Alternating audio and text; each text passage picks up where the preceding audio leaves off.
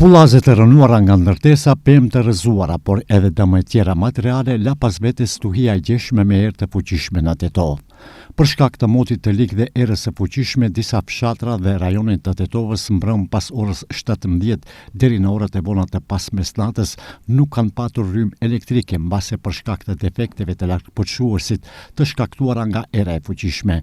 Bëhet fjalë për rajonin e komunës së Bogovinës. Qendra për menaxhim me kriza njoftoi se pas motit të ligë të përcjell me erë të fuqishme dhe rreshje shiu që përfshiu territorin e vendit, në shumë rajone ishin regjistruar dëme materiale dhe ndërprerje të rrymës elektrike. Sipas QMK-s, në rajonin e Pollogut dhe territorin e Tetovës nuk ka të regjistruar raste më të rënda që kishin kërkuar intervenime urgjente. Janë evidentuar dëme të vogla kurse shërbimet kompetente janë në teren. Situata është stabile dhe nën kontroll, thonë nga Qendra për menaxhim me kriza. Në teren kanë dalë edhe ekipet e ndërmarrjes publike komunale Tetova.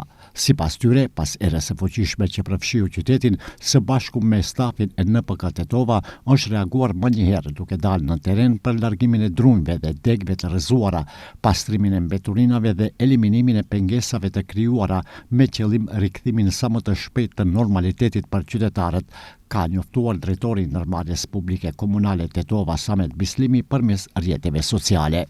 Lidhur me zhvillimet e gjeshme me motin e ligë në rajonin e Tetovës janë prononcuar edhe nga sektori për punë të brendshme Tetov.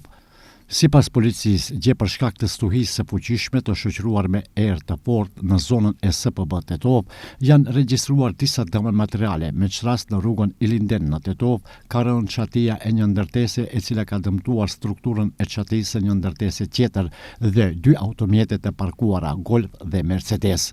Ndërkaq në fshatin Reqis të Madhe nga rënja e tullave të çatisë është dëmtuar automjeti BMW me targa austriake, ndërsa në rrugën jashtë Vardarit ka rënë një çati prej llamarine nga një shtëpi. Në të gjitha ngjarjet e përmendura nuk janë regjistruar persona të lënduar.